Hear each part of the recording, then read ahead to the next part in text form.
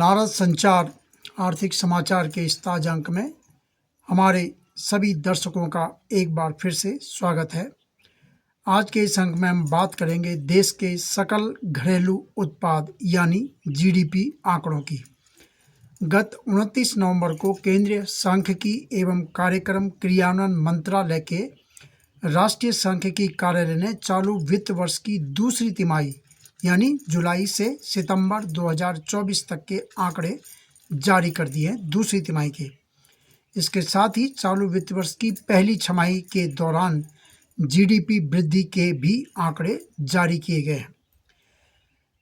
उपलब्ध आंकड़ों के मुताबिक 2024-25 वित्त वर्ष 2024-25 जो अभी चल रहा है उसकी दूसरी तिमाही जुलाई से सितंबर के दौरान जीडीपी वृद्धि एक साल पहले के इसी अवधि के मुकाबले एक साल पहले इसी अवधि में जितनी थी उसके मुकाबले इस साल जुलाई से सितंबर के दौरान 5.4% बढ़ने का अनुमान सामने आया है। यानी दूसरी तिमाही की जो जीडीपी वृद्धि है वो 5.4% रही है। वहीं अगर सकल मूल्यवर्धन यानी जिसे जीवीए कहते हैं उसकी बात की जाए तो इस दौरान यानी दूसरी तिमाही में उसमें 5.6% की वृद्धि दर्ज की गई है। इस दौरान खुदरा, आतिथ्य, वित्त, शिक्षा और स्वास्थ्य सेवाओं जैसे तृतीयक क्षेत्र, इसको कहते हैं तृतीयक क्षेत्र यानी टर्टियरी सेक्टर, जिसमें आप कोई उत्पाद नहीं बल्कि सेवा देते हैं। खुदरा क्षेत्र है, आतिथ्य है, वित्त, शिक्षा और स्वास्थ्य जैसे तृतीयक क्षेत्र में दूसरी तिमाही के दौरान एक साल पहले इसी तिमाही के मुकाबले 7.1% की वृद्धि दर्ज की गई। यानी इस सेक्टर में 7.1% की अच्छी वृद्धि हुई है दूसरी तिमाही में। पिछले वित्त वर्ष के दौरान दूसरी तिमाही में इस क्षेत्र में जो मैंने तृतीयक क्षेत्र बताया 6% वृद्धि दर्ज की गई थी। उपलब्ध आंकड़ों पर यदि गौर किया जाए तो जीडीपी वृद्धि की यह दर पिछली 7 तिमाहियों में सबसे कम है। अब ये देखने की बात है कि जो दूसरी तिमाही की जीडीपी वृद्धि का आंकड़ा आया है वो पिछली 7 तिमाहियों में सबसे कम है। इससे पहले 2022-23 की तीसरी तिमाही में जीडीपी वृद्धि दर इससे भी कम 4.3% रही थी। तो 22-23 की तीसरी तिमाही में 4.3% रही, उसके बाद ये सबसे कम आंकड़ा है 5.4% का। बहरहाल दूसरी तिमाही की जीडीपी वृद्धि पिछले साल की इसी तिमाही में हासिल 8.1% की वृद्धि के ऊपर हासिल की गई। अब ये गौर करने की बात है कि एक साल पहले दूसरी तिमाही में कितनी ग्रोथ थी, 8.1, तो 8.1 जो बढ़ी उसके ऊपर ये 5.4% वृद्धि दर्ज की गई है। तो ये भी अपने आप में समझने की बात है। यानी आप ग्रोथ के ऊपर कितनी लगातार ज़्यादा ग्रोथ हासिल कर सकते हो ये एक सोचने की बात है। आपने इस साल की 5.4%, अगले साल 5.6%, अगले साल 6%, अगले साल 7%, अगले साल 8%, ऐसा मुमकिन होना भी एक बहुत बड़ी बात है। ये बहुत कठिन काम होता है। तो पिछले साल दूसरी तिमाही में आपने 8.1 की, उसके ऊपर इस बार 5.4% है। विनिर्माण यानी मैन्युफैक्चरिंग यानी फैक्ट्री, कल कारखाने जो भी होते हैं, तो विनिर्माण और खनन एवं उत्खनन क्षेत्र में क्रमशः विनिर्माण 2.2% और खनन क्षेत्र में माइनस हुआ है, कमी आई है, 0.1% की कमी आई है।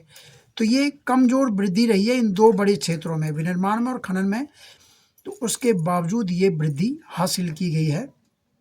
हालांकि इस दौरान यानी चालू वित्त वर्ष की दूसरी तिमाही में कृषि एवं संबंधित क्षेत्र में अच्छी वृद्धि दर्ज की गई और ये 3.5% की रफ्तार से बढ़ा है।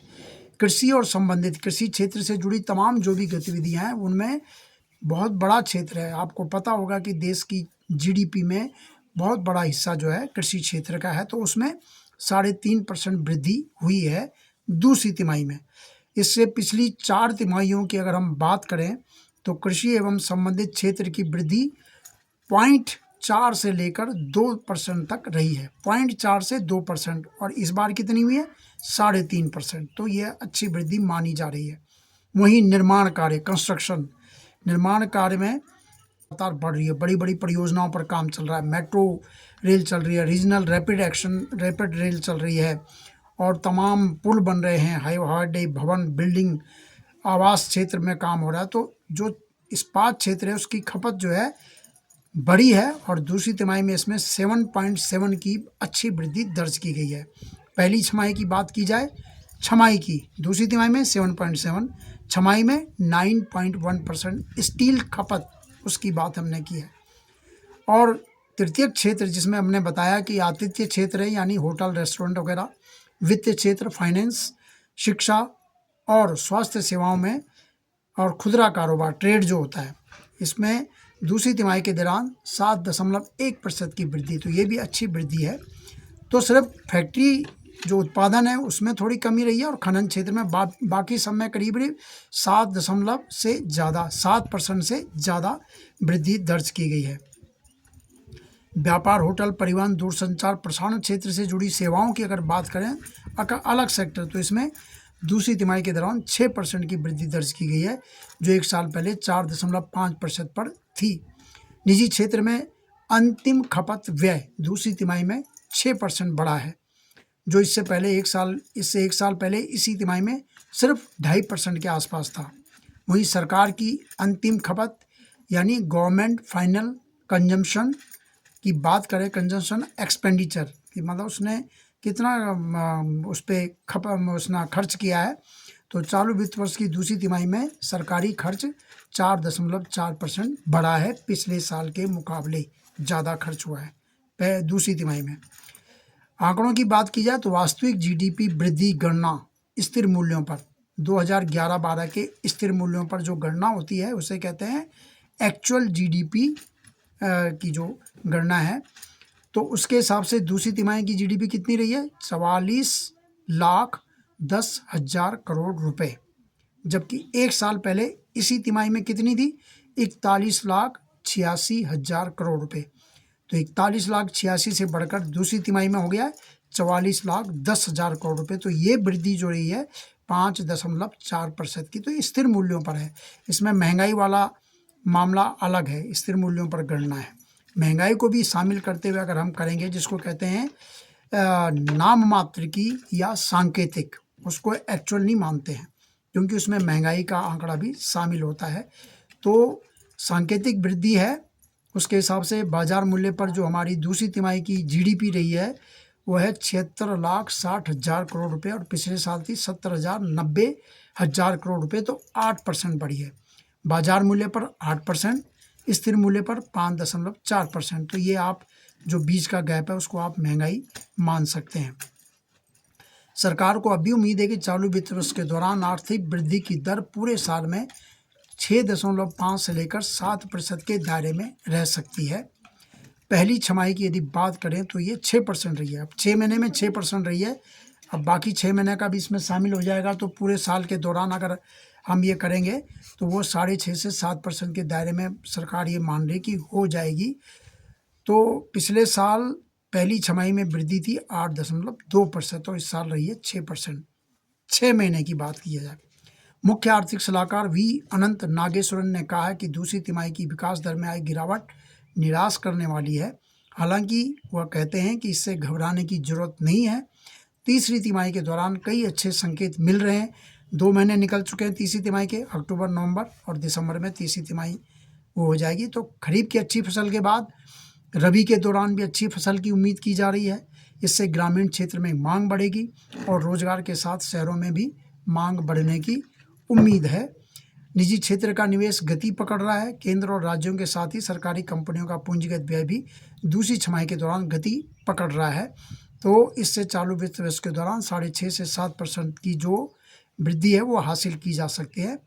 और अब बात करते हैं विदेशी मुद्रा भंडार की।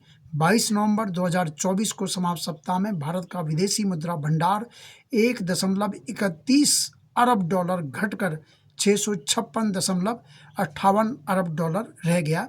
इससे पिछले सप्ताह विदेशी मुद्रा भंडार में 17 अरब 76 करोड़ डॉलर की बड़ी गिरावट आई थी। तब यह घटकर 657.89 अरब डॉलर पर आ गया था। इससे पहले सितंबर 2024 के अंत में भारत का विदेशी मुद्रा भंडार 704.88 अरब डॉलर के सर्वकालिक उच्च स्तर पर पहुंच गया था। तो विदेशी भंडार में विदेशी मुद्रा का जो भंडार है पिछले कुछ समय से गिरावट आ रही है, इस पर गौर करने की ज़रूरत है।